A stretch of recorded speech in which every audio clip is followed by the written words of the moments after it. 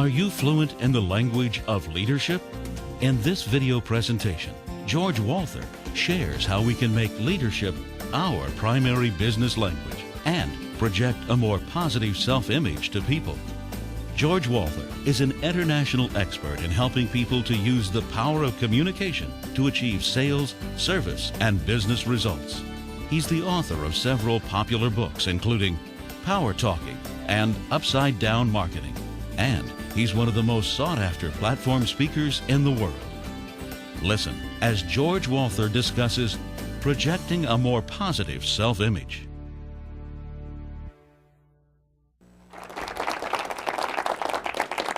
Thank you. Thank you very much. Unfortunately, I've had the opportunity to find out that we have quite a mix of businesses represented here in the audience, from telecommunications to investment counseling and judicial systems. So it's just not going to be possible for me to specialize what I'm going to be presenting to your particular job role. And of course, we have the distraction of lights and cameras, so I'm sorry, I know that's going to be a factor too. To be perfectly honest, I don't really think you're going to pick up anything new here. I think you know most of it already, so why don't we just go right ahead and get started.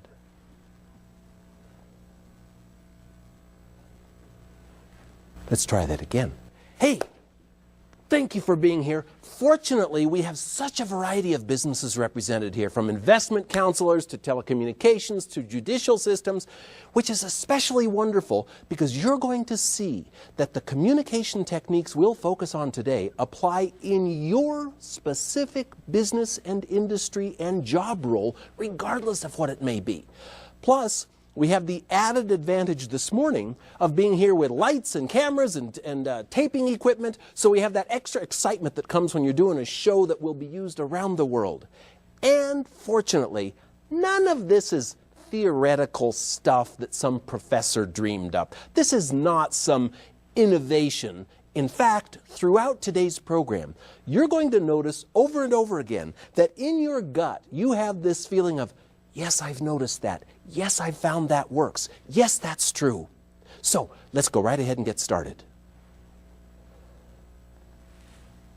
Hey, I might have begun the session either of those two ways.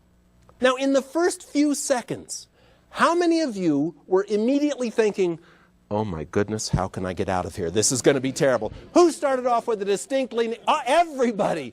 You started off with a negative feeling.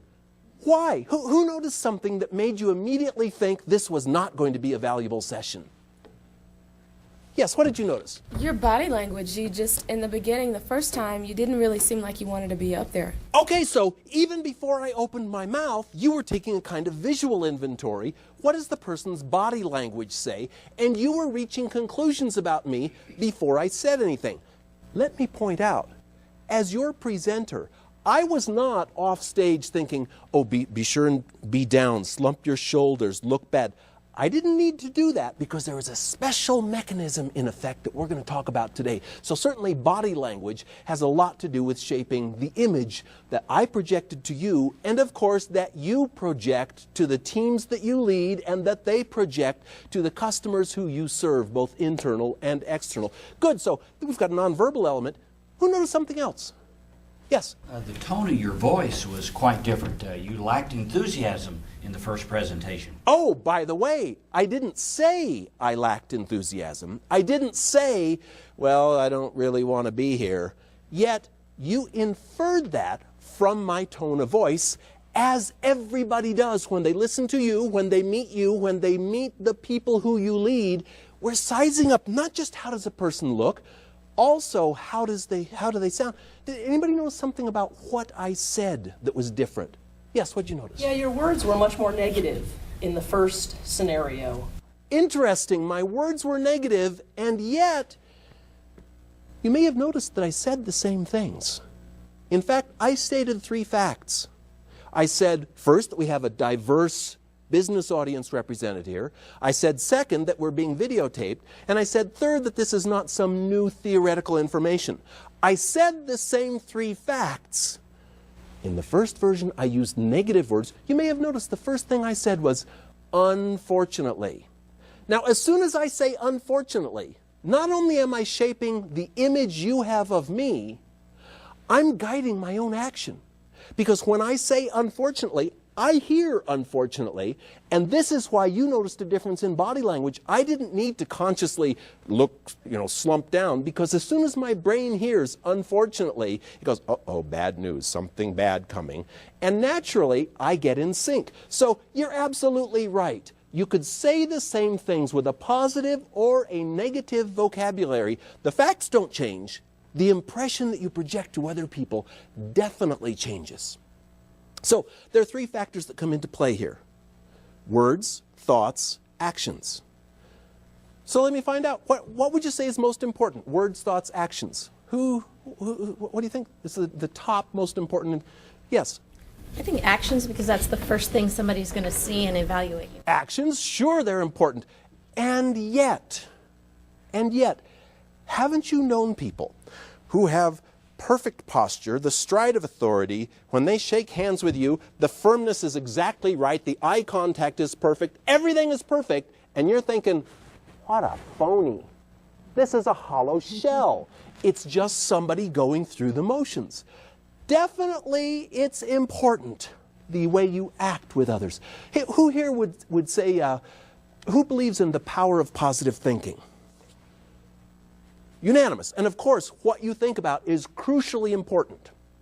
So you know that after viewing this program, if what you want to do is project a very positive image to others, you know the way to do that is you go like, okay, I'm thinking really positive. Come on, where's the positive image? You know it would be absurd to say, I'm going to think really positively. That'll do the job. It would be absurd to say, I'm going to have just the right posture, just the right motions. That's going to do the job. It would be equally absurd to say, I'm going to have just the right vocabulary. Because the fact is, what you think about, what you do, and what you say all influence each other. In today's program, our focus is going to be on the specific words and phrases all of us use every day in our interactions with the teams we lead, with customers, those of us who have direct customer contact, and with ourselves. So our focus is language. Now, why that's important? As a leader, as a manager, it's critically important. Well, of course, selfishly it's important because we all want to see our careers progress. We want within our organizations to be recognized as outstanding leaders. And while people do see our actions and hear our tone of voice, they're particularly paying attention to our verbal manner of expressing ourselves. It's also very important because we set the tone for the teams we lead. The people who are our direct reports take cues from the way we interact with them verbally. And it's also critically important because ultimately the bottom line is that we want to thrive in organizations that are themselves thriving. Well, our businesses do well when they project positive images to others. So by us as leaders and managers using a positive vocabulary and a positive language, we inspire those who are led by us to do the same, and that's the image that we spread to the world. So great, we'll focus on verbal contacts today. Hey, would you do an experiment with me? Let me do this. I'm sure that many of you came in here and immediately looked for either somebody who you've known previously or perhaps worked with, or at the very least, you looked for somebody who seemed friendly and approachable. What I'd like you to do now, if you'd swivel around in your chair, look for somebody close by who you don't know and who you didn't at first choose to sit with. And we're going to do this in teams of 2, please. So will you find one partner, swivel around, it's fine, just face that person so you've got a partner.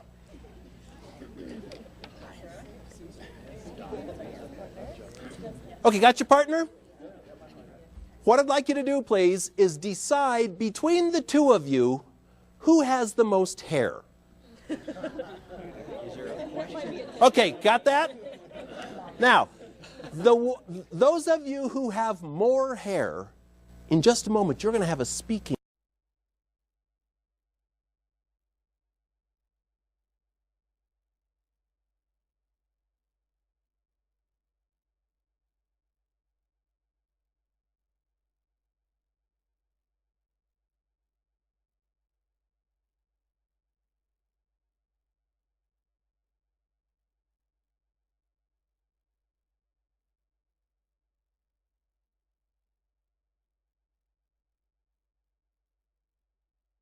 roll. Less hair, you have a really important job. What I want you to do is focus intently on what your partner is about to tell you. You're going to get an important gem of wisdom, and I want to be sure that you don't interrupt, don't let your mind wander, don't say anything. Just focus on what your partner tells you. That's those of you who have less hair. Those of you with more hair, here's your speaking role. When I say go in just a moment, when I say go, I would like those of you who have more hair to face your partner and tell that individual everything you can think of to say about your personal, all-time, absolute favorite dessert item. Not yet, not yet. So when I say go, you're going to start right in. Tell them what your favorite dessert is, why you like it so much, what are the key ingredients, what childhood memories do you associate with it, where's the best one you ever had, what's the texture, the flavor, the smell. Tell them everything. Those of you with less hair, just listen. One last thing. As you face your partner, I'd like you to please pick up a notepad, place it over your eyes so you're facing your partner but your vision is blocked. Go ahead and do that now. Face your partner. Okay, good. Those of you who have speaking roles, when I say go, you're going to start describing your dessert. Those of you who are the listeners, you're going to pay intense attention to what your partner tells you. Okay, ready? Speakers, go.